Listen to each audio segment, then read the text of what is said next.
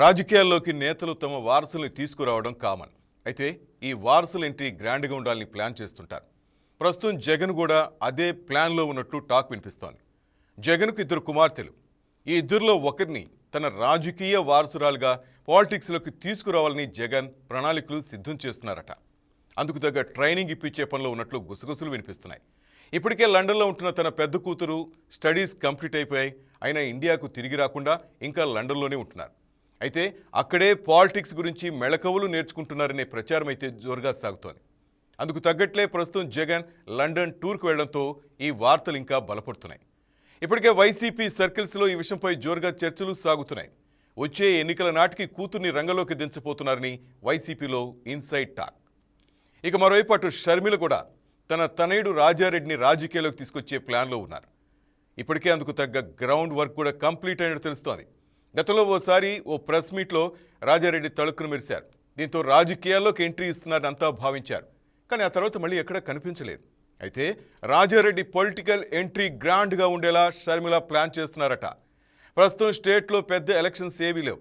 So 2029 లోపు తన కుమారుని సిద్ధం చేసి ఎన్నికల బరిలోకి దింపాలన్నది షర్మిల ప్లాన్గా తెలుస్తోంది. తాత వైఎస్ఆర్ రాజకీయ వారసత్వానికి అసలైన వారసుడు తన కుమారుడు రాజారెడ్డేనని షర్మిల జనాల్లోకి తీసుకెళ్లనున్నట్లు టాక్ వినిపిస్తోంది.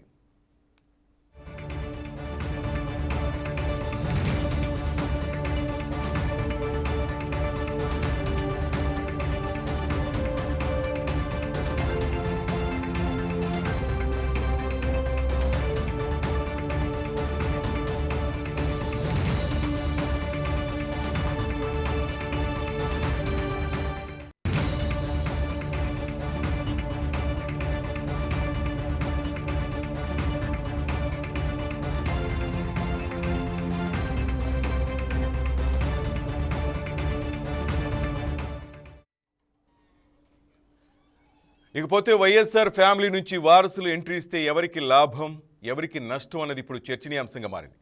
వైఎస్ఆర్ లెగసీని ఎవరు పునికి పుచ్చుకుంటారన్నది ఆసక్తికరంగా మారింది. జగన్ కూతురైనా షర్మిల కుమారుడైనా ఇద్దరు కూడా వైఎస్ఆర్ బొమ్మ పెట్టుకునే ప్రచారం చేయాలి. ఒకవేళ 2029 ఎన్నికల నాటికి ఇద్దరు బరిలోకి దిగితే ఏపీ రాజకీయాలు ఇంట్రెస్టింగ్గా మారతాయండలో సందేహం లేదు. అయితే ఈ ఇద్దరిలో ఎవరికి ప్రజా ఆమోదం లభిస్తుందో వేచి చూడాల్సి ఉంటుంది. రైట్, ఇదే సబ్జెక్ట్ మీద మనం మాట్లాడదాం. టీడీపీ నుంచి కుసుమ గారు, అట్లాగే వైసీపీ నుంచి గోపాల్ రెడ్డి గారు మనతో పాటు జూమ్ లైన్లో సిద్ధున్నారు. అయితే ఇంతకు ముందుగా తెలుగుదేశం పార్టీ అధ్యక్షుడు పల్లా శ్రీనివాసరావు గారు మాట్లాడుతున్నారు. ఒకసారి ఆయన బయట విన్న తర్వాత మనం డిస్కషన్లోకి వెళ్దాం. లోకేష్ గారి ఒక కృషితో ఈరోజు మనం సాధించుకోబోతున్నాం అని చెప్పి సందర్భంగా తెలియజేస్తున్నాం. అలాగే నరేంద్ర మోడీ గారికి కూడా మేము ప్రత్యేకంగా ధన్యవాదాలు తెలియజేస్తున్నాం. ఎందుకంటే ఈరోజు వారి యొక్క సహకారంతో ఈరోజు ఆర్థికంగా ఎంత ఇబ్బంది ఉన్నా సరే వారు మనకి సహకారం అందిస్తూ బీజేపీ రాష్ట్ర నాయకత్వాన్ని కూడా నేను ప్రత్యేకంగా ధన్యవాదాలు తెలియజేస్తున్నానండి. అంటే ఈరోజు రాష్ట్రాన్ని సర్వతోముఖ అభివృద్ధి చేస్తూ 2047 లక్ష్యంగా ఈరోజు మా ప్రభుత్వం చేస్తుంటే దాన్ని ఏ విధంగా దీన్ని అడ్డుపడాలి, ఏ విధంగా ఈ అభివృద్ధికి విఘాతం కలిగించాలి, ఏ విధంగా అంటే తన భవిష్యత్తుకి ఏమవుతుందా అన్న ఒక భయంతో ఈరోజు ప్రతిపక్ష నేతలు వైసీపీ అధినేత అయినటువంటి జగన్మోహన్ రెడ్డి గారు అనేక కుటిల ప్రయత్నాలు చేస్తున్నారు. ఏదో విధంగా ఈ రాష్ట్ర ప్రయోజనాలని అడ్డుపడేటట్టుగా ఈ రాష్ట్రానికి ఎటువంటి పెట్టుబడులు రాకుండా వీళ్ళు చేస్తున్నటువంటి ప్రయత్నాలు చూస్తుంటే ఒక భయాందోళన, అంటే పెట్టుబడిదారుల్లో ఒక భయాందోళన కల్పించే విధంగా వీరు ప్రయత్నాలు చేస్తున్నారండి. అనేక సందర్భాల్లో మేము చెప్పాం, వీళ్ళు అటు వరల్డ్ బ్యాంక్ కావచ్చు, అంటే ఇంటర్నేషనల్ సంస్థలు, ఆర్థిక సంస్థలు ఏవైతే ఉన్నాయో అది ఆ సంస్థలకు లెటర్లు రాయడం కావచ్చు, కేంద్ర ప్రభుత్వానికి లెటర్ రాయడం కావచ్చు, కేంద్ర ప్రభుత్వ సంస్థలకు లెటర్ రాయడం కావచ్చు, ఇలాగ ఏదో విధంగా అలాగే అసత్య ఆరోపణలు చేస్తూ అసత్య ప్రచారాలు చేస్తూ అనేక విధాలుగా అడ్డుపడుతున్నటువంటి తీరు కూడా మనం గమనించాల్సినటువంటి అవసరం. స్థాయి నిర్మాణం చేసేసాం అని చెప్పేసి మీరు ప్రజల దగ్గరికి ప్రజల్ని తప్పుదోవ పెట్టించడం ఎంతవరకు కరెక్ట్ అని చెప్పి మేము అడుగుతున్నాం. ఈరోజు మిగతా కాలేజీలకు అన్ని నిర్మాణం చేయడానికంటే ఇంకా 7,300 కోట్లు కావాలి. అసలు మీరు పెట్టుబడి పెట్టింది కూడా కేంద్ర ప్రభుత్వం ఇచ్చిన దాంతోనే చేశారు తప్ప ఎక్కడైనా మీరు సొంత డబ్బులు పెట్టారా? కొంతమేరకు పెట్టి ఉండొచ్చేమో, కానీ మేజర్ షేర్ అంతా కూడా కేంద్ర ప్రభుత్వం ఇచ్చిందే కదా. కనుక మనం ఏదైతే ఈరోజు పీపీపీ మోడ్లో వెళ్తున్నామో, ఇది పబ్లిక్ ప్రైవేట్ పార్టిసిపేషన్తో మనం వెళ్తున్నామో, ఎక్కడైతే ప్రభుత్వం ఒక నియంత్రణ పూర్తి స్థాయిలో ఉంటుందో ఇట్లన్నీ చూసుకొని మనం మాట్లాడాల్సినటువంటి అవసరం ఉందని చెప్పి ఈ సందర్భంగా తెలియజేస్తున్నా. ఈరోజు 7,300 కోట్ల రూపాయలు పెట్టాలి. ఇదే స్థాయిలో మీరు పెట్టినటువంటి స్థాయిలో కానీ పెడితే ఇంకొక 15 సంవత్సరాలు పడుతుంది. అంటే నేనేమంటానంటే ఈరోజు మనం ఏదైనా సరే ప్రభుత్వం ఒక నిర్ణయం తీసుకుందంటే అది ప్రజల యొక్క అవసరాలను దృష్టిలో పెట్టుకొని, అక్కడ ఉన్నటువంటి ఆర్థిక పరిస్థితులను దృష్టిలో పెట్టుకొని, అలాగే పేదవాడికి పూర్తి స్థాయి సహకారం అందించే విధంగా అన్ని వర్గాలకి అవకాశాలు ఉండే విధంగా ఈరోజు ప్రభుత్వాలు ఆలోచన చేస్తున్న విషయాన్ని మీరు గమనించాలని చెప్పి ఈ సందర్భంగా తెలియజేస్తున్నా.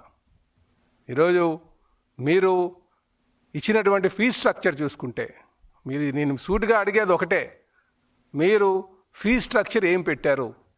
ఫీజ్ స్ట్రక్చర్ మీరు పెట్టింది సుమారు 15% ఆల్ ఇండియా కోటాకి పెట్టారు. మీ ఆల్ ఇండియా కోటాకి 15% వెళ్ళిపోతే మిగతా ఉన్నటువంటి 85%లో 50% కన్వీనర్ కోటా పెట్టారు. మిగిలిన దాంట్లో 35% 12 లక్షలు చెప్పిన, మిగతా 15% 20 లక్షలు చెప్పిన పెట్టారు. ఈ ఇచ్చినటువంటి జీవోలు మీరు కాదా అంటున్నా. ఈరోజు మేము పీపీపీ మోడ్కి వెళ్దామంటే ఈ జీవోస్లో ఏమైనా వైలేషన్? రైట్, అది రాష్ట్ర అధ్యక్షుడు పల్లా శ్రీనివాసరావు గారి వాదన. పీపీపీ విధానానికి వీటన్నిటికీ వైసీపీ అడ్డు తగులుతోందని ఆయన అంటున్నారు. రైట్, మొత్తం మీద మన డిబేట్లోకి వెళ్లే ముందు కొంత విషయం చూద్దాం. జగన్ షర్మిలకి మధ్య కూడా ఆస్తి తగాదాలు ఉన్నాయి. గత ఎన్నికల్లో షర్మిల జగన్ని టార్గెట్ చేశారు. అది కూడా వైసీపీని అంతో ఎంతో డ్యామేజ్ చేసింది. సో ఫ్యామిలీ సెంటిమెంట్ను వర్కౌట్ చేయడానికే జగన్ తన కూతుర్ని సిద్ధం చేస్తున్నట్లు అందరూ అంటున్నారు. ఇక షర్మిల రాజిరెడ్డిని పాలిటిక్స్లోకి దింపితే వైఎస్ఆర్ వారసుడుగా ఎదిగిపోతాడేమోనని జగన్ భయపడుతున్నట్లుగా పొలిటికల్ సర్కిల్స్ అంతా అనుకుంటున్నారు. సో రాజారెడ్డికి పోటీగా తన కూతుర్ని రంగంలోకి దించి వైఎస్ఆర్ వారసురాలుగా ప్రొజెక్ట్ చేయాలన్నదే జగన్ ప్లాన్ అని విశ్లేషకుల నుంచి వస్తున్న మాట. అందుకే కూతుర్ని సిద్ధం చేసే పనులు ఆయన ఉన్నట్టు తెలుస్తోంది. మొత్తానికి వైఎస్ఆర్ ఫ్యామిలీ నుంచి మరో 2 వారసులు పాలిటిక్స్లో ఎంట్రీ ఇవ్వబోతున్నారు. సో ఏ విధంగా ఉండబోతుందో చూద్దాం. రైట్, గోపాల్ రెడ్డి గారు అలాగే కుసుమ గారు, నమస్తే sir, welcome to YK news debate. Hello hello Kusuma garu నమస్తే, అలాగే గోపాల్ రెడ్డి గారు నమస్తే సార్. నమస్తే అండి.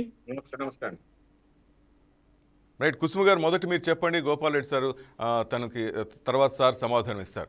ఏంటి వారసురాలు ఇద్దరు వస్తున్నారు, ఏ విధంగా ఉండబోతుంది అని మీరు అనుకుంటున్నారు? మేడం, మీ పార్టీకైనా ఎదురు దెబ్బ లేక మీ పార్టీకైనా హ్యాపీ అయినా ఏమైనా డ్యామేజ్ జరుగుతుంది అనుకుంటున్నారా? ఏమండి, వైఎస్ఆర్ జగన్మోహన్ రెడ్డి గారి కుటుంబంలో ఉన్నటువంటి వాళ్ళ కుటుంబ సమస్యలు కానివ్వండి, వాళ్ళ కుటుంబ రాజకీయ పరిస్థితులు కానివ్వండి, అది వాళ్ళ కుటుంబానికి సంబంధించినటువంటి విషయం. కానీ ఈరోజు కూటమి ప్రభుత్వము అధికారంలో ఉంది. మేమేం చెప్తున్నామంటే జగన్ రెడ్డి మాకు ప్రతిపక్షం కావాలని అడుగుతున్నాడు. అదేవిధంగా రాష్ట్రం అంతా కూడా అభివృద్ధి లేదు, ఎక్కడ చూసినా అన్యాయం జరుగుతుంది, ఎక్కడ చూసినా మద్యం చీప్ లిక్కర్ తయారు చేసి ప్రజలందరినీ చంపేస్తానని చెప్పి నిన్న మొన్న కూడా అంతా మాట్లాడడం జరిగింది. ఇవన్నీ కూటమి ప్రభుత్వం సరిగా రాష్ట్రాన్ని పరిపాలించాల. మరి ఈ రోజు ప్రజలకు అన్యాయం జరుగుతోంది.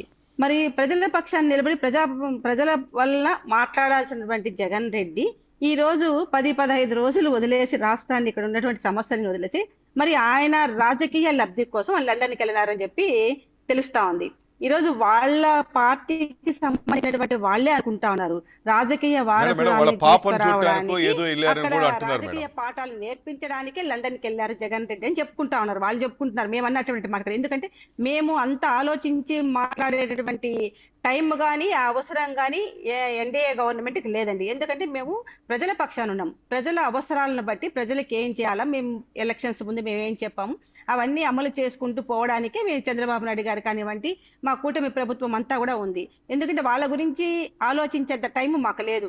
ఈ రోజు రాష్ట్ర పరిస్థితులు కూడా ఆ విధంగా ఉన్నాయి కాబట్టి, ఎందుకంటే మొన్న చూసాం ఆటో వాళ్ళకి 15,000 ఇవ్వడం కానీ ఇలాంటివన్నీ కూడా ప్రజలకు వాళ్ళ అవసరాలు ఏమున్నాయి అవి తీర్చే విధంగా మేము రాష్ట్రంలో ఉన్నటువంటి బడ్జెట్ బడ్జెట్ ఎంత, దాన్ని ఏ విధంగా మేము మలుచుకోవాలి, ఎవరికి ఏమి ఇవ్వాలి, పేదలకి ఏ విధంగా సంక్షేమ పథకాలు అందుతున్నాయి అనే దానిపైన ఆలోచన చేస్తాను. కానీ జగన్ రెడ్డి గారు ఈ రోజు లండన్కి వెళ్ళడము, వాళ్ళ కూతుర్ని అక్కడ కలిసి అక్కడ రాజకీయ పాఠాలు కూడా ఇప్పిస్తున్నారు. నెక్స్ట్ ఆయన రాజకీయ వారసులుగా తీసుకురావాలి అని చెప్పి అనేసి అంటున్నారు.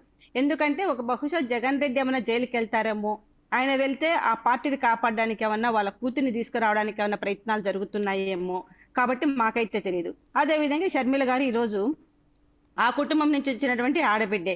ఈరోజు షర్మిల కొడుకును కూడా రాజకీయాలకు తీసుకొస్తామని చెప్పి ఈ మధ్యనే ఒకరోజు మీడియా ముందర కూడా రావచ్చు రాజారెడ్డి గారు అని చెప్పి చెప్తా ఉన్నారు.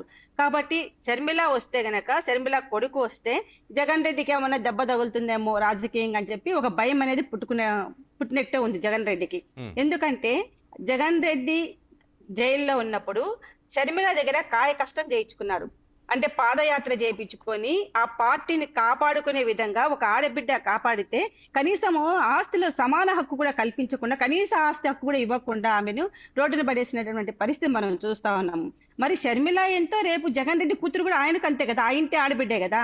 మరి షర్మిలకు అంత అన్యాయం జరిగితే ఆమెకే న్యాయం చేయలేనటువంటి వ్యక్తి రేపు ఆయన కూతురిని తీసుకొచ్చి రాజకీయాల్లో ఏం న్యాయం చేస్తాడు?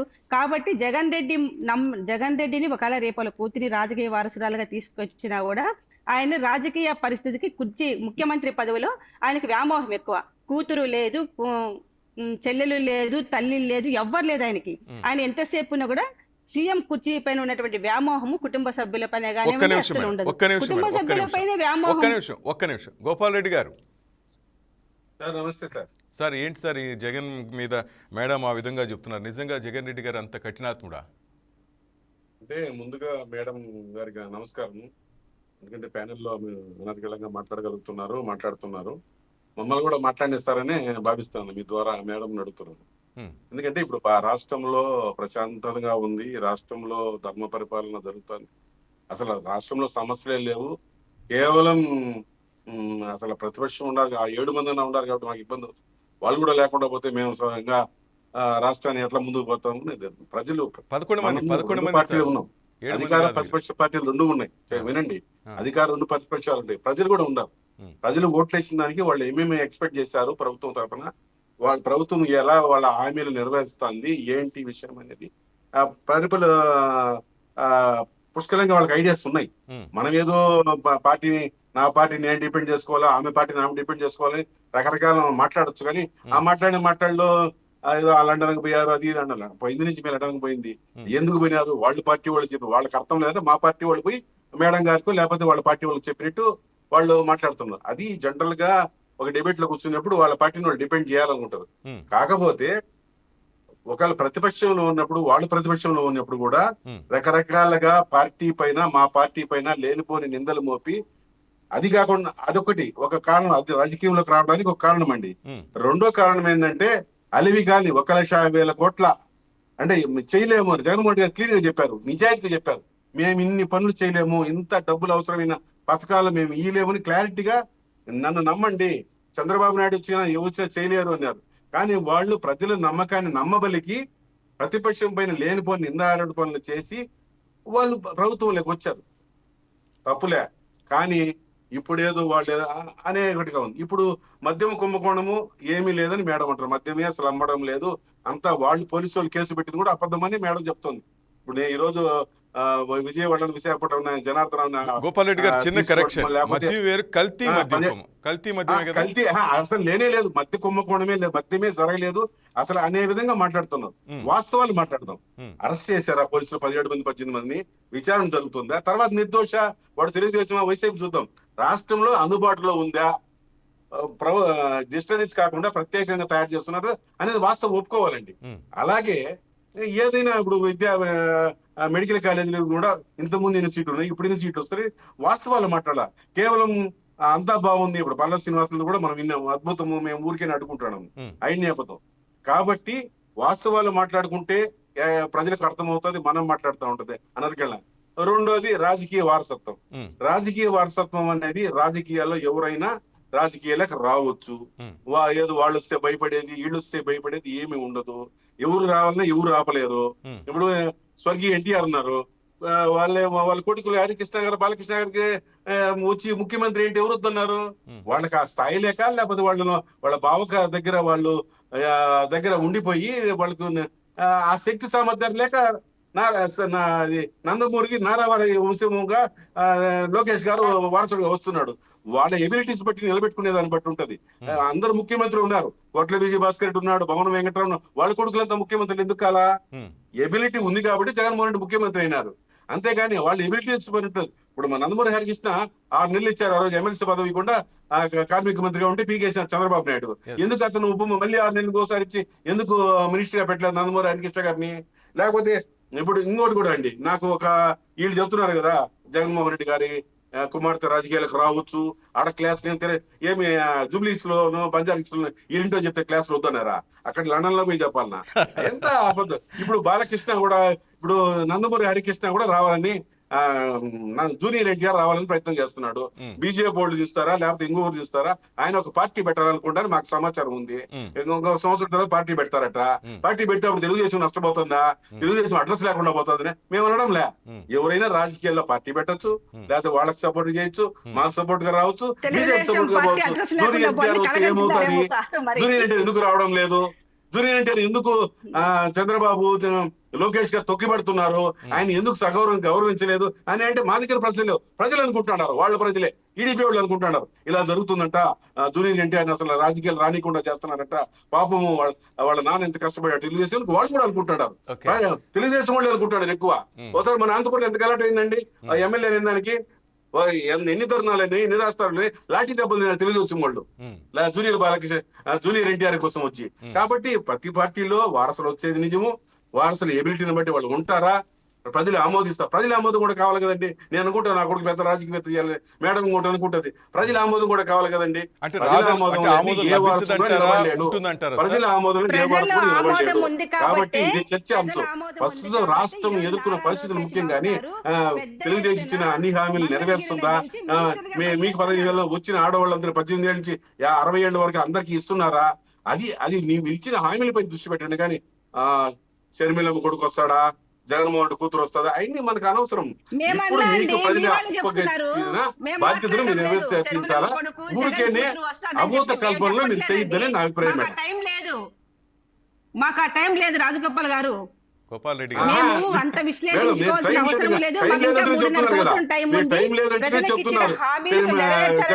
కూతురు వస్తుందంట, ఆయన పరిపాలన చేయండి, బాగా చేయండి. మేము కూడా కాదల్లా వారసుల గురించి చర్చ రాష్ట్రంలో ఉన్నటువంటి సమస్యల పైన మాట్లాడకుండా జగన్ రెడ్డి గారు 10-13 రోజులు లండన్ పోయా, ఆ పేరు కానీ పోయి పోలీస్ స్టేషన్ లో పోలీసు వాళ్ళతో గొడవ పడతా ఉంటారు. ఎవరు ప్రజా సమస్యల పైన మాట్లాడే వైఎస్ఆర్ కాంగ్రెస్ పార్టీలో గురించి చెప్పండి కదా.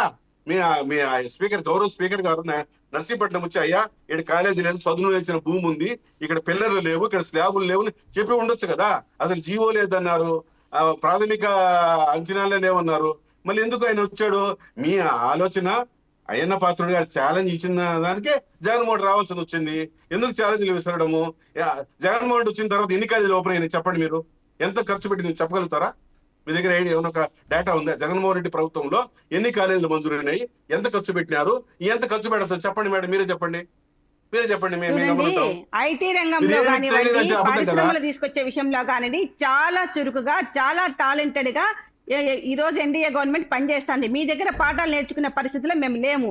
ఎందుకంటే ఒక్కసారి ముఖ్యమంత్రి మీ నాయకుడు కాదు, ఒక్కసారి ముఖ్యమంత్రి మీ నాయకుడికి ఎంత అనుభవం ఉందని చెప్పి మీరు మాట్లాడుతూ ఉంటే, 4 సార్లు ముఖ్యమంత్రి అయినా మా నాయకుడికి ఎంత అనుభవం ఉందండి, ఎంత వయసు ఉంది. మరి మీ దగ్గర పాఠాలు చెప్పుకునే పరిస్థితిలో మేము ఉన్నామా? ఏమన్నా ప్రజలు ఏమన్నా ఈ రోజు సరిగా పనిచేయలేదని ప్రజలు ఎవరైనా చెప్తున్నారా చెప్పండి? ప్రజలు ఎవరైనా మీకు ఏమైనా కంప్లైంట్ చేస్తారా? గోపాల్ రెడ్డి గారు ఒక్క నిమిషం. గోపాల్ రెడ్డి గారు, మేడం అనేది ఏంటంటే, మీరు చెప్తున్నట్టుగా ఇన్ని సమస్యలు ఉన్నాయి కదా, ఇన్ని సమస్యలు ఉన్నప్పుడు వీటి మీద చర్చించి వీటి మీద ఫైట్ చేయాల్సిన ప్రతిపక్ష నేత ఇవ్వకపోయినా మీరు అనుకుంటున్నట్టుగా ప్రతిపక్ష నేత ఇక్కడ ఉండకుండా ఇట్లా టూర్ కని 10 రోజులు 11 రోజులు వెళ్తే ఏమైపోతుంది రాష్ట్రం బాధపడుతున్నారు.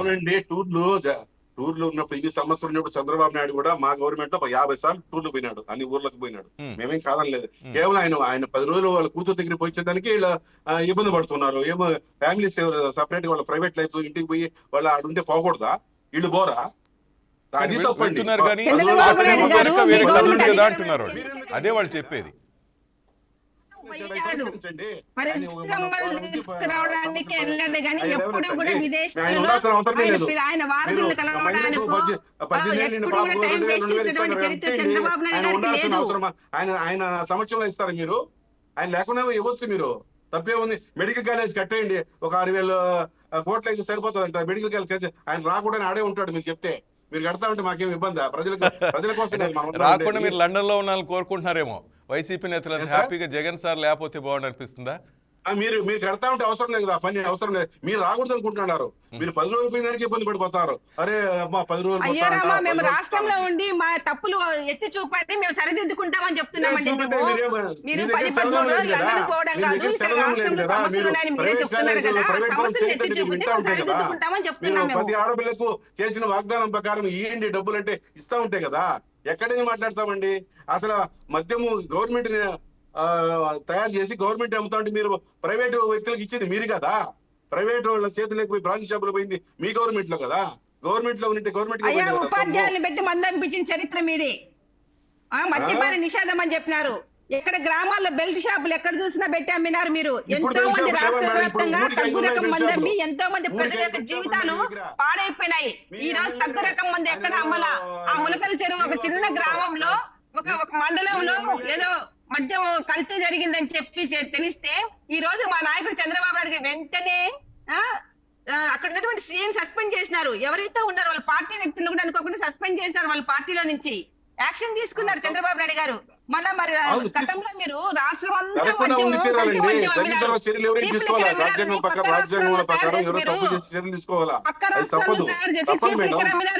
అది పెద్ద గొప్పతనం కాదు. రాజ్యాంగం ప్రకారం సమాధానం చెప్పాలి. ఎందుకు జరిగిందని చెప్పాలి. జరిగిన తర్వాత చర్యలు కాదు దీని వెనక అది జరిగింది పెద్ద గొప్పతనం కాదు. జిల్లాకు ఫ్యాక్టరీ పెట్టేసి అమ్మేసి మేము చర్యలు తీసుకుంటా ఉంటే కాదు. జరగకుండా తీసుకోవాల్సిన చర్య ఆపి ఉండాల్సింది అంటున్నాం. మేము ఇట్లా జరగకుండా ఉంటే బాగుండు అంటున్నాం. మేము ఎక్కడ అమ్మలేదండి, మేము ఎక్కడ తయారు చేయలేదు. ఒక చోట ములకల చెరువులో బయటకు వచ్చింది, దానిపైన వెంటనే యాక్షన్ తీసుకున్నారు మా నాయకుడు చంద్రబాబు నాయుడు గారు. ఇంకెక్కడైనా జరిగిందేమో చెప్పండి. ఇంకెక్కడైనా మద్యం తగ్గు రకం మందు తాగి ఏమైనా ప్రజలు చనిపోయినారా? రాష్ట్ర వ్యాప్తంగా ఏమైనా వ్యాపారం జరిగిందా? మేడం గోపాల్ రెడ్డి గారు ఆల్రెడీ జనార్దన్ రామచంద్రారెడ్డి గారి అనుచరుడు అని చెప్పి తెలుస్తా ఉంది ఇప్పుడు మాకు జయచంద్రారెడ్డికి తప్పు చేసినాము, సరి చేసుకున్నటువంటి టైం మాకు లేక అటువంటి వ్యక్తికి ఇచ్చినాము. మీ పెద్దిరెడ్డి రామచంద్రారెడ్డి కుడిభుజం లాంటి వ్యక్తి అని చెప్పి చెప్తున్నారు కదా. మద్యంలో కుడి భుజము ఎడం భుజాలు మీరు ఎందుకు ఇచ్చారు? పెద్దిరెడ్డి భుజమే కదా వచ్చినప్పుడు కూడా. ఇప్పుడు కొత్తగా తరిగిన భుజం కాదు కదా. మేడం గారు ఏదో సబ్జెక్ట్ డైవర్ట్ చేయాలని చూస్తున్నారు. గోపాల్ రెడ్డి గారు ఒక్క నిమిషం. మా నాయకుడు అప్పట్లో కుసుమ్ గారు జైల్లో ఉండడం వల్ల సరైనటువంటి ఆ రోజు ఆ వ్యక్తిని మేము సెలెక్ట్ చేసుకోకుండా పోవడంలోనే తప్పని చెప్తున్నావు. కానీ ఈ రోజు సరిదిద్దుకుంటున్నాం. మేము వెంటనే సస్పెండ్ చేస్తాం. మేము అంటే మీరే కుట్ర పొంది మీ వాళ్ళని మా పార్టీలోకి రప్పించి అక్కడ వచ్చేసి మద్యం కుంభకోణం చేయమని చెప్పి మీరే చెప్పారా? ఎంతమంది ఉన్నారు మా పార్టీలో వాళ్ళు మీ దగ్గర కుట్రలు చేసేవాళ్ళు?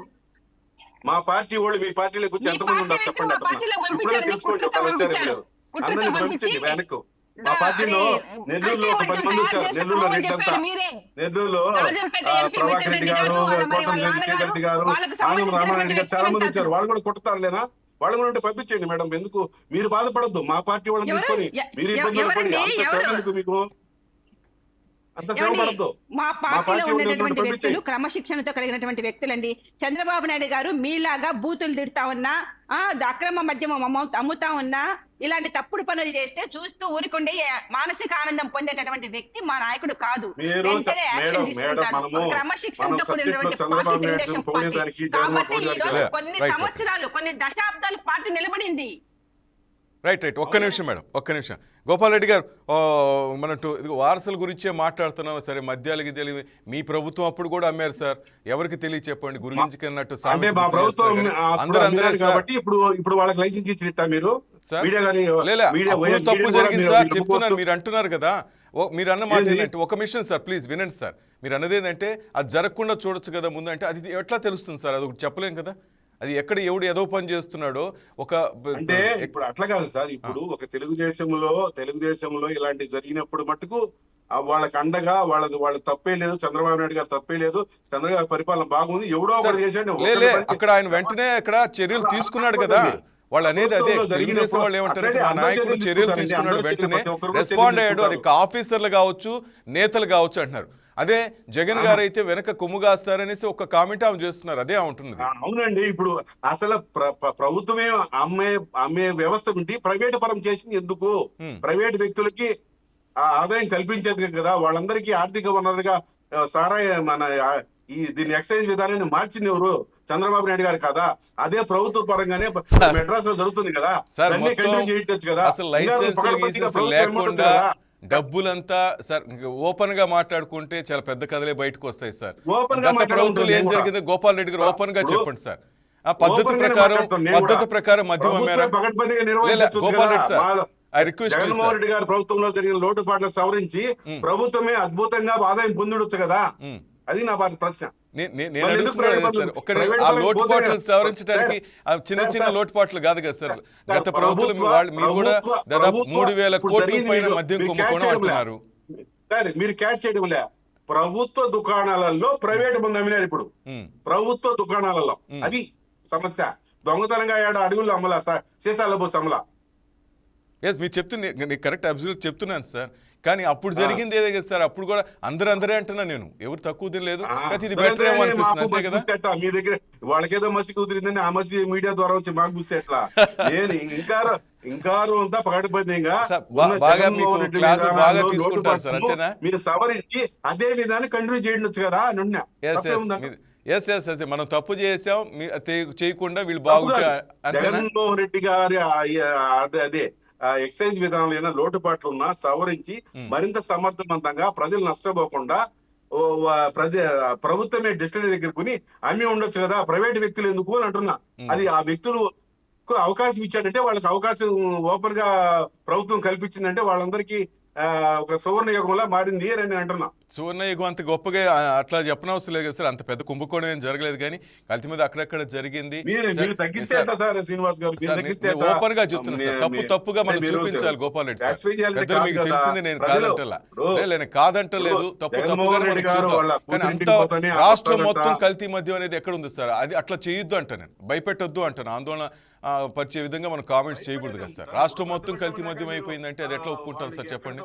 దానికి ఏం జరగలేదని చెప్పేది ప్రతిపక్షంగా ఉండదు, ప్రతిపక్షం కాదు అది. ప్రజలకు ఏమైనా నష్టం జరుగుతుంటే ప్రజల జరిగిందని చెప్పి బయటకు వచ్చింది. ఆ ములకల చెరువు ఏరియాలో ఉన్నటువంటి చేయించినటువంటి వ్యక్తి ఎవరు? మీ ప్రభుత్వానికి మీకు సంబంధించినటువంటి నాయకుడి యొక్క అనుచరుడు అని బయటపడింది. వెంటనే మా నాయకుడు సస్పెండ్ చేసినాడు. అది మేము చేసేటువంటి పరిస్థితి. కానీ గతంలో ఎప్పుడైనా ఇట్లాంటి యాక్షన్ తీసుకునేటువంటి పరిస్థితి ఉందండి? మీ నాయకుడు జగన్మోహన్ రెడ్డి గారు ఏంలాంటి, ఇప్పుడు జగన్మోహన్ రెడ్డి గారు ఆయన వారసురాలిగా ఆయన జైలుకి వెళ్తారు. ఇక్కడ ఆయన తరఫున పార్టీలో పనిచేయడానికి ఇంక ఎవరు లేరు వాళ్ళ కుటుంబ సభ్యులు. ఎందుకంటే షర్మిలమ్మను బయటకు పంపించేశారు, విజయమ్మ గారిని ఇబ్బంది పెట్టేటువంటి పరిస్థితి, సునీతమ్మ గారిని ఇబ్బంది పెట్టేటువంటి పరిస్థితి. ఇంక ఎవరు కూడా కుటుంబ సభ్యులు ఆయన సహకరించేటువంటి పరిస్థితిలో ఎవరు లేరు. కాబట్టి ఈ రోజు ఏదో ఆ అమ్మాయి చదువుకొని అక్కడ లండన్ లో ఉంటే ఆ అమ్మాయిని రాజకీయ వారసురాలుగా తీసుకొని వచ్చి ఆ అమ్మాయిని ఏదో కూడా ఈ రోజు బయటకు తీసుకురావాలనేటువంటి ప్రయత్నంలో పోవడమే కానీ ఇంకా 3.5 సంవత్సరాల తర్వాత రాజకీయాలు ఎలక్షన్స్ వస్తాయండి. ఇప్పుడు లండన్ పోవాల్సినటువంటి పరిస్థితి ఏముంది జగన్ రెడ్డి? కూతురు చూడడానికి పోతే కూతురు చూడడానికి పోతే ఏదో ఒక 2 రోజులు 3 రోజులు లండన్ కి వెళ్తారు. 13 రోజులు అక్కడ ఉండి రాజకీయ అని చెప్పి మీ పార్టీ వాళ్ళే చెప్పుకుంటుంటే మేము వింటున్నామండి. మీ పార్టీ వాళ్ళు చెప్తారండి, జూనియర్ ఎన్టీఆర్ పార్టీ పెడతాడంట, పార్టీ పెట్టద్దు దయచేసి గమనుడు స్వామి అని మీ వాళ్ళంతా ఎవరికి అడ్డుపడేటువంటి పరిస్థితి లేదు. రాజకీయ పార్టీలు ఎవరైనా పెట్టుకోవచ్చు, ఎవరి టాలెంట్ ఉంటే వాళ్ళు ముందుకు రావచ్చు, తప్పేముంది? ఒక్క నిమిషం మేడం. కొన్ని సంవత్సరాలు పార్టీ వ్యవహారాలు చూసుకున్నారు అతను పార్టీ ఆఫీస్ లో ఉండి. ఆ తర్వాత ఎమ్మెల్సీ తీసుకుని మినిస్టర్ చేశారు. ఆ తర్వాత ఎలక్షన్స్ నిలబడి ఒకసారి ఓడిపోయారు. ఇప్పుడు మళ్ళీ పెద్ద ఎత్తున గెలిచి ఐటీ మంత్రిగా ఈ రోజు రాష్ట్రంలో ముందుకెళ్తా ఉన్నారు. ఆయన కూడా ఊరికే ఏకంగా ఊరికే చదువు అయిపోయింది ఏదో ఏదో చేసుకుంటూ వచ్చి రాజకీయాలకు రాలేదు. లోకేష్ బాబు గారు బాగా రాజకీయ పరిణితి చెందినటువంటి వ్యక్తిగా ఈ రోజు ముందుకు రావడం జరిగింది. కాబట్టి మేమందరం తెలుగుదేశం పార్టీ తరఫున ఆయన యాక్సెప్ట్ చేస్తాను. తెలుగుదేశం పార్టీ తరఫున వారసుడిగా వారసుడిగా ఎవరైనా మంత్రి కావాలని నారావారి అభిమానులు అనుకుంటున్నారు. ఆయన కాలేను అనుకుంటే ఏం చెప్పలేము. హరికృష్ణ కూడా ముఖ్యమంత్రి కావాలనుకున్నారు. చాలా మంది అభిమానులు, ఎన్టీఆర్ అభిమానులు ఆయన కాలేకపోయినాడు, బాధపడుతున్నారు. గోపాల్ రెడ్డి గారు ఒక్క నిమిషం, కుసుమ గారు ఒక్క నిమిషం, మేడం ఒక్క నిమిషం ప్లీజ్, ఒక్క నిమిషం. గోపాల్ రెడ్డి గారు ఇంతకు ముందు మీరు అన్నారు ఎబిలిటీ, ఎవరికి సామర్థ్యం ఉంటే వాళ్ళకి అయ్యే హక్కు తప్పకుండా ఉంటుందన్నారు. సరే, హరికృష్ణ గారికో లేకపోతే ఇంకొకరికొక లేకపోయింది, ఉన్న వాళ్ళకి ఇప్పుడు ఆ అవకాశం వస్తుంది వారసులుగా మనం అనుకుంటున్నాం. ఇప్పుడు మేడం అడుగుతున్నట్టుగా కానీ కొంతమంది అడుగుతున్నట్టుగా, సార్ మీరు పెద్దలు, మీకు అంతా తెలుసు, పెద్ద పోస్టులో ఉన్నారు వైసీపీలో, రాజారెడ్డికి అంటే షర్మిల కొడుక్కి ఆ అవకాశం ఉందా? ప్రజల నుంచి ఆమోదం లభిస్తుందా? నెంబర్ 1.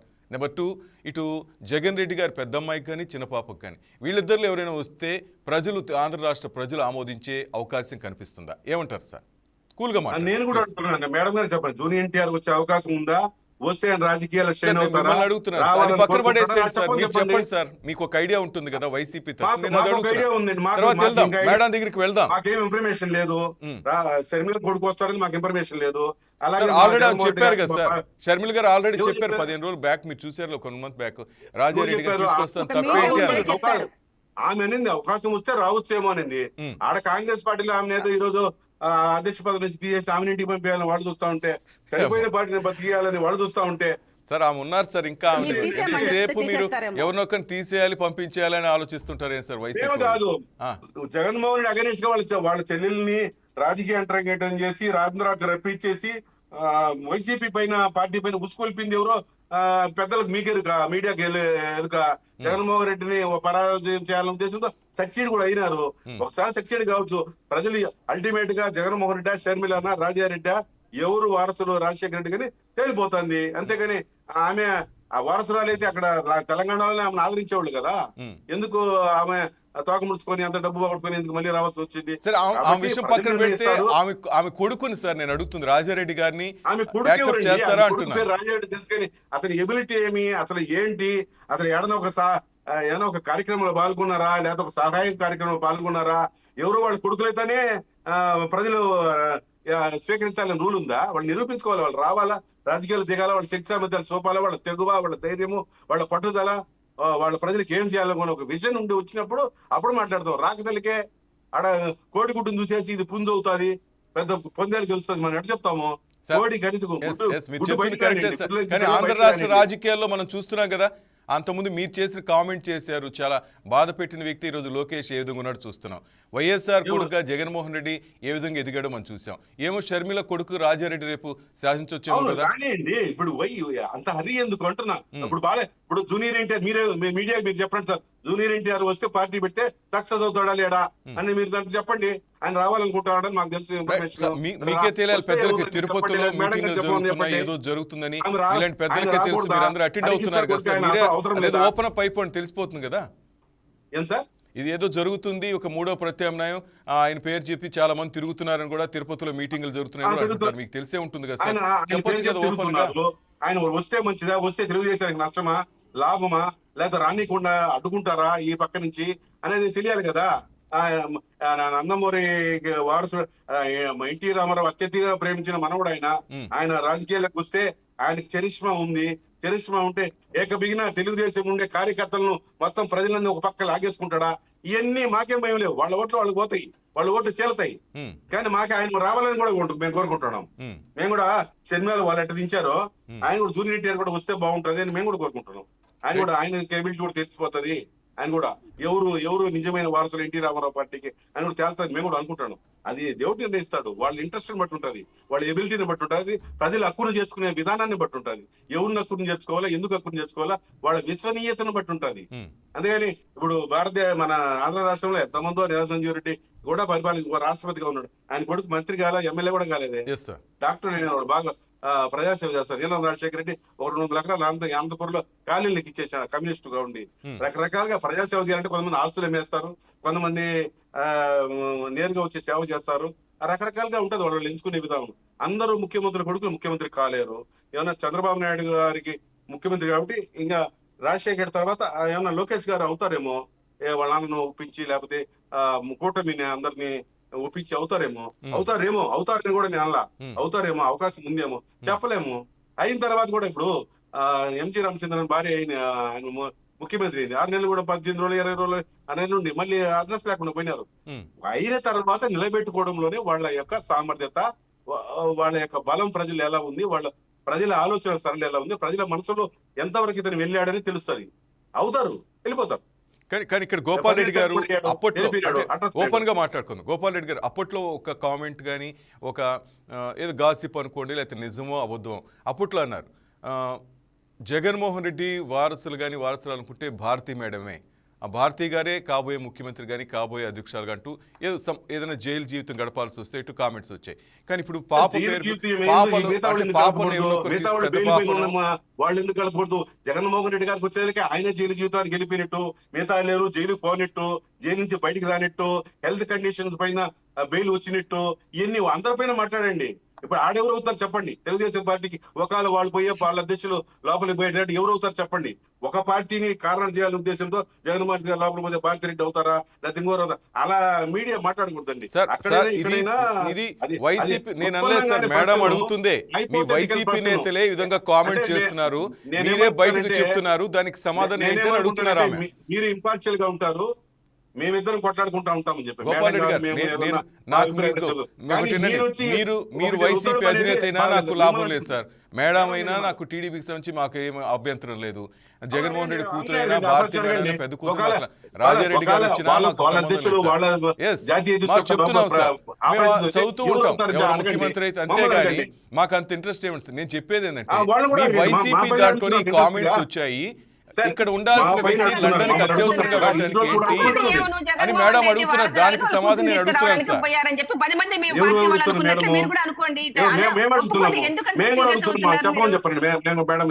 మేము కూడా అదే అడుగుతున్నాం. ఒకవేళ అటువంటి పరిస్థితుల్లో వచ్చేస్తే వాళ్ళ పైన ఉన్న కుంభకోణాలు పైన దోషిగా నిర్తింపబడి వాళ్ళే జైలుకు పోతా ఉంటే ఆ రోజు ఎవరు వస్తారు? జాతీయ అధ్యక్షుడు ఎవరు, రాష్ట్ర అధ్యక్షుడు చెప్పమని చెప్పండి. అది హైపోథెటికల్ అండి, ఊహాజనితమైన ప్రశ్నలు వేసేసి ఏదో మా దగ్గర సమాధానం రావడాలంటే కుదరదు. అది మా పార్టీలో మీ యొక్క అనుమానానికి నేను కరెక్ట్ గా ఆన్సర్ ఇస్తాను చూడండి. ఎన్టీ రామారావు గారు సినిమా యాక్టర్, హీరోగా ఉండేవాడు, చాలా సినిమాలు చేశారు. ఆ విధంగానే రాజకీయాల్లోకి వచ్చి రాజకీయ అనుభవం కూడా ఎంతో, రాజకీయ ముఖ్యమంత్రిగా ఉండి రాష్ట్రాన్ని పరిపాలించి మంచి పేరు తెచ్చుకోవడం జరిగింది. కానీ ఈ రోజు కొడుకు బిడ్డగా జూనియర్ ఎన్టీఆర్ గారు హీరోగా ఎన్టీ రామారావు గారి పేరు నిలబెడుతున్నారు. అదే విధంగా రాజకీయాల్లోకి ఎన్టీ రామారావు వచ్చారు కాబట్టి చంద్రబాబు నాయుడు గారి మనవుడు అంటే కొడుకు భువనేశ్వర్ గారి అంటే కూతురి బిడ్డ లోకేష్ బాబు గారు రాజకీయాల్లో ఎన్టీ రామారావు గారి పేరు నిలబెడుతూ రాజకీయ వారసుడిగా, ఆయన సినీ రంగ వారసుడిగా ఎన్టీ రామారావు గారు, అదే విధంగా బాలకృష్ణ గారు ఉన్నారండి. అది మా పార్టీ యొక్క చరిత్ర. మా పార్టీ రాబోయే రోజుల్లో చంద్రబాబు నాయుడు గారి వారసుడిగా, రాజకీయ వారసుడిగా లోకేష్ బాబు గారే ఉంటారు. రాజకీయ వారసుడిగా జూనియర్ ఎన్టీఆర్ తెలుగుదేశంలో వస్తే మీరు ఒప్పుకుంటారా? అన్నిస్తారా? అని జూనియర్ ఎన్టీఆర్ మామ నేను కూడా ఎమ్మెల్యే నిలబడతాను అని అంటే మీరు వద్దంటారా? అంటే ఎవరు వాళ్ళ రంగాల్లో వాళ్ళు రాణిస్తున్నారు కదా అంటారు మేడం. రాజకీయ ఇప్పుడు ఎన్టీఆర్ 63 ఏళ్ళ వయసులో వచ్చాడండి రాజకీయ రంగానికి. జూనియర్ ఎన్టీఆర్ 55 ఏళ్ళు అందరూ రావచ్చు, ఆయన రాకూడదని వీళ్ళంటారు. ఆయన రాజకీయ వారసుడు కేవలం నారా లోకేష్ అని వీళ్ళెట్లా సర్టిఫై చేస్తారు? ఆయన చెప్పాలి. అది మా తాత రాజకీయ జీవితాన్ని నారా లోకేష్ వస్తారు, నేను నటనా రాజకీయ పర్సన్ అవుతాను ఆయన చెప్పాలి. వీళ్ళేం చెప్తారు? రాజకీయ రంగము, సినిమా రంగము 2 రంగాలు ఉన్నాయి మా పార్టీకి. 2 రంగాలు ఉన్నారు ఎన్టీ రామారావు. కూతురు బిడ్డ, కొడుకు బిడ్డ ఉంటారు. జూనియర్ ఎన్టీఆర్ 2 రంగాలు ఉండొచ్చు, తప్పేముంది? రైట్ మేడం, కరెక్టే మేడం. తప్పేముంది మేడం? సరే మేడం, వాళ్ళ ఇష్టం మేడం. ఎవరైనా మీ పార్టీ మీది ఇష్టం, సార్ పార్టీ వైసీపీ వాళ్ళ ఇష్టం. ఎవరు వారసులు వస్తే అది వాళ్ళ పార్టీ అధినేతల ఇష్టం. ప్రజల ఆమోదం తప్పకుండా లభించాలి. ఒక చిన్న submission sir. Yes sir. NT Ramarao గారు పెట్టినప్పుడు పార్టీ తెలుగుదేశం పార్టీ ఒకటేగా ఉన్నది. ఎన్టీ రామారావు కూతురు ఒక పురంధరేశ్వరామ, ఆమె తెలుగుదేశంలో ఉన్నింది. వాళ్ళ అన్న పార్టీ పెట్టి హరికృష్ణ పెట్టి అభ్యుదయ అన్న తెలుగుదేశంలో ఉన్నింది. కాంగ్రెస్ లో 10 ఏళ్ళు మినిస్టర్ గా ఉన్నింది. బీజేపీలో పరిస్థితి ఒక ఆమె అయ్యా, అన్ని పార్టీలో ఉండింది. ఎవరికి ఇష్టం వచ్చినట్టు వాళ్ళ పార్టీ ఏ పార్టీలో మరి మేము ఉంటుంది. మనం ఇప్పుడు ఎవరు మనం వద్దన్నదానికి తప్పని చెప్పలేదే. లేదు. ఉన్నింది తప్పని పురంధేశ్వరి చెప్పలేదు. గారు గారు కూడా వైసీపీలో ఒక ఉన్నారు, మళ్ళీ కాదు. సొంత ఒక పార్టీ తప్పకుండా. పెట్టుకున్నారు కదా సార్. తప్పకుండా. దుష్టశక్తురాలు మళ్ళీ ఈ అలాగే రాజకీయ రాజకీయాల్లో రాజకీయాల్లో రకరకాల వచ్చి వాళ్ళ రకరకాల కొడుకులు వచ్చి వాళ్ళ మా పార్టీలో కుటుంబంలో ఉన్నారు. సమస్యలు వైఎస్ఆర్ వచ్చినాయి. కాంగ్రెస్ పార్టీలో కాబట్టి దగ్గుబాటి వాళ్ళు చేరినారు. పోయింది. తర్వాత వచ్చి కొంతమంది వాళ్ళ దగ్గరే ఉన్నారు. లక్ష్మీ భారతి ఆయన సతీమణి మా దగ్గర ఉంది. తర్వాత అదే అన్ని అండి, పార్టీల్లో లక్ష్మీ ఉన్నారు వాళ్ళు. పార్వతి ఒక పార్టీ అనేది దుష్టశక్తురాలు ఇంకేమైనా వాళ్ళ స్థాపించిన పార్టీ కుటుంబంలోకి ఒకే వచ్చి విధంగా లేదు. చిన్నాభిన్నం రైట్ చేసింది. రైట్ మేడం, రకరకాల అవన్నీ పార్టీలు అవసరం ఉన్నాయి. మేడం, ఇప్పటికి జీవితం మళ్ళా పాత ఆడుకుని కథలంతా బట్టి అనవసరం ఆ మేడం. పార్టీలో రైట్ రైట్ రైట్ ఉండకూడదు. ఫైనల్ గా పురంధేశ్వరి గారు పక్కకి వెళ్ళడం జరిగింది. రెడ్డి గారు మీ సార్ అటు లండన్కి వెళ్ళిపోయారు. మరి ఈ ప్రాబ్లమ్స్ మీద ఆంధ్రప్రదేశ్లో ఎవరు ఫైట్ చేస్తారు సార్? చాలా ప్రాబ్లమ్స్ ఉన్నాయని కామెంట్ చేస్తున్నప్పుడు ఎవరు ఫైట్ చేస్తారని వాళ్ళు అడుగుతున్నారు సార్. ఇప్పుడు మా పార్టీలో జగన్మోహన్ రెడ్డి తర్వాత చాలా మంది సమర్థవంతమైన వాళ్ళు ప్రతి జిల్లాకు ఉన్నారు. అన్ని చోట్ల ఉన్నారు. ఎవరికి ఏమి అంత కంగారు అవసరం లే. అసలు మేము పార్టీని ఏం పోరాడుకున్న 10 రోజులు రెస్ట్ తీసుకోవచ్చు కదా వీళ్ళు. మళ్ళీ వాళ్ళ ఆనందంగా ఉండకుండా ఆ 10 రోజులు కూడా ఇప్పుడు ఈయన ఉంటే ఏదో పోరాడతాడని భయం అనుకోండి. 10 రోజులు బాగా రెస్ట్ తీసుకొని వాళ్ళకి లీజర్ టైం కదా. జగన్మోహన్ రెడ్డి గారు లేనప్పుడు ఇంకా యథేచ్ఛగా వాళ్ళు చేయాల్సి చేయొచ్చు కదా. అంటే ఈ 10 మంది ఎందుకు ఆయన 10 రోజులు పోతే పరిస్థితి ఆయన మంది లండన్కి వెళ్ళారు, 10 మంది పరిస్థితి భయపడటం అనేది మా పార్టీ యొక్క చరిత్రలోనే ప్రతి ఒక్క లేదు. నేత పోరాటమే తెలుసు ప్రతి మాకు. ఒక్క నేత ఫైట్ వాళ్ళ చేయడమే అవసరం తెలుసు. సమయాల్లో వాళ్ళ సొంత ప్రజల అవసరాల కోసం యొక్క వేరే వాడిని ఆమోదాన్ని వెళ్ళొచ్చు సార్, పొందడమే మాకు ఎవరు తెలుసు. పర్సనల్ వర్క్ సింగపూర్కి ఉంటుంది, ఎన్నిసార్లు కాదని వెళ్ళలేదు. లేదు సార్ నేను. భువనేశ్వర్ మేడం తీసుకుని మన సార్ చంద్రబాబు నాయుడు సార్ మేమే ప్రశ్నించలేదు. ఎస్ ఎస్ వాళ్ళంతా ఎవరి ఫ్యామిలీ వాళ్ళు సార్. కానీ అంతే మళ్ళీ అక్కడికే వస్తున్నారు. తప్పని ఎవరిని అంటలేదు సార్. ఎవరి పర్సనల్ వాళ్ళు వెళ్తుంటారు సార్. కేవలం జగన్మోహన్ రెడ్డి కట్టడమే అది మంచిది కాదండి. వ్యక్తిగతంగా వెళ్ళదు. గోపాల్ రెడ్డి గారు పార్టీ ఇక్కడ పరంగా వ్యక్తిగతంగా అంశాలు కాదు, మాట్లాడతాం. ఒకటి గమనించండి. మేము ఇంత కూడా ప్రాబ్లమ్స్ జగన్ అని రెడ్డి గారి నెట్వర్క్ వ్యక్తిగతంగా అనకాపల్లి అంతా మేము రచ్చ ఎప్పుడు చేసి ప్రాబ్లమ్స్ ఈ రోజు చెప్పండి, పోటీ ప్రాబ్లమ్స్ చేసే ఏంటి? వాళ్ళు. ఇప్పుడు తొంగి ఇప్పుడు చూడాలా? మీరు వాళ్ళని అరెస్ట్ చేయడం మాట్లాడుతున్నటువంటి ఏమైనా మాటలు పోరాడాలా? మేము అధికార పార్టీ నాటుసారి అరెస్ట్ చేసి ఫ్యాక్టరీలు పెట్టి అరెస్ట్ చేయడం పోరాడాలా? లేదా బిల్డింగుల్లో 17 మెడికల్ కాలేజ్కి ఏమైనా డబ్బులు తెస్తా ఉంటే మేము ప్రైవేట్ పరం చేయము, మేము మళ్ళీ గవర్నమెంట్ పరంగా చెప్తా ఉంటే మేమన్నా అడ్డపడాలనా? లేకపోతే వాళ్ళు మళ్ళీ ప్రైవేట్ పరం వద్దు ప్రభుత్వం పరంగా చేద్దామని 6,000 కోట్లు ప్రతి సంవత్సరం ఈ కోట్లు సంపాదించడానికి ఎంత బాధపడుతున్నారే. అక్కడ అమరావతిలో రోడ్డు వేసేదానికి 1 మీటర్కి 8 లక్షల రూపాయలు ఖర్చు పెడతారు. 1 మీటర్ రోడ్డుకి 8 లక్షల రూపాయలు ఖర్చు పెడతారు. సమన్వయంగా రాష్ట్రం అంతా అభివృద్ధి చేస్తే అమరావతి కూడా బాగుంటది. కేవలం అమరావతికి పోయినా నెత్తులు గుమ్మరిచ్చేసి మొత్తం అన్ని జిల్లాలకు గోడుగులు కొట్టేస్తే అది కూడా చేశారు. మీరు ఇట్లా చేసే రాష్ట్రానికి రాజధాని లేకుండా చేసి రాజధాని రాష్ట్రానికి రాజధాని లేని రాష్ట్రంగా మీ నాయకుడు విదేశాలకు వెళ్తే మీ రాజధాని ఏదంటే చెప్పలేక తలదించుకున్నటువంటి పరిస్థితి. మాట్లాడతారండి మీరు. ఋషికొండ 300 కోట్లు పెట్టి అద్భుతంగా ఇంత ఘోరం అన్నారు. ఈ రోజు రాష్ట్రపతి 200 కోట్ల రాష్ట్రపతి చేయాలని చెప్పి సార్ కడితే తప్పేంటి సార్? కడితే తప్పేంటి సార్? ఇంకా ఎన్ని సపోర్ట్ చేయాలి గోపాల్ రెడ్డి గారు. మనకు ఒక రాజధాని కావాలి. ఇలాంటి విషయాలు ఇలాంటి పెద్దలు సపోర్ట్ చేయాలి సార్. అప్పుడు కూడా తప్పేం లేదు కదా. అప్పుడు కట్టిన దానికి ఎందుకు అర్థం చేశారనేది నా ప్రశ్న. ఇప్పుడు ఏం పడగొట్టలేదు కదా సార్, కడుతున్నారు కదా. కడుతున్నప్పుడు మీరైనా వాళ్ళని ఏ పార్టీ అయినా సపోర్ట్ చేయండి సార్. ఋషికొండ పైన డైలీ ఆంధ్రప్రదేశ్ ఒక రాజధాని లేదు, కనీసం ఇప్పుడైనా సపోర్ట్ చేయండి. షూట్ చేసి ఇదన్నీ మన నోర్లు నొత్తిరుగు ఎందుకు కొట్టుకున్నారు అంటున్నా, ఎందుకు లబోతి బోని కొట్టుకున్నారు అంటున్నా. అదే జగన్మోహన్ ఆస్తి అదే ప్రభుత్వ ఆస్తేనే ఎవరు కట్టినా ప్రభుత్వం ఎట్టగాల్సినట్టు ఉపయోగించుకోవచ్చే. ఆ రోజు ఎందుకు ఇంత పోరాటం చేశారు? కడతావు కానీ 3 రాజధానులు ఎందుకు? రాష్ట్రం బాగుపడాలని చనిపోవాలనే మీ ఆలోచన. డబ్బులు లేవు. మేడం గోపాల్ రెడ్డి సార్ చెప్తున్నారు. కుసుమ గారు మీరు 5 సంవత్సరాలు మీరు ఏం చేస్తారు చెప్పండి. కుసుమ గారు రైట్ ఇటు వెళ్తుంటే ఇంకా డిబేట్ కొనసాగుతుంది. లేదా కుసుమ గారు వినండి, సార్ చెప్తున్నారు వినండి. ప్రశాంతంగా ఉండండి. టీడీపీ నేతలు మా సారు టూర్కి వెళ్ళారు, హ్యాపీగా ఉండండి. మీకెందుకు ఈ గొడవలంతా? ఎవరు మిమ్మల్ని ఇబ్బంది పెట్టలేదు కదా. ఎంజాయ్ చేయండి అంటున్నారు సార్. పాటించండి. వాళ్ళ గురించి ఆలోచించే టైం మాకు లేదు. వాళ్ళ గురించి మేము పట్టించుకోవాల్సిన అవసరం లేదు. మేము ప్రజల పక్షాన ప్రజలకు ఏం కావాలో అవి చేసుకుంటున్నాము. ఎలక్షన్స్ ముందు మేము ఏం చెప్పవచ్చు పనులు చేసుకుంటామండి. కాకపోతే వాళ్ళ పార్టీకి సంబంధించినటువంటి వాళ్ళు అంటున్నారు కాబట్టి మేము కూడా మాట్లాడాల్సి వచ్చింది. ఎందుకు అధికార పార్టీ వల్ల. కాబట్టి మాకేం అవసరం లేదు. వాళ్ళు రాజారెడ్డిని తెచ్చుకుంటే మాకేమి, జగన్ రెడ్డి కూతురు రైట్.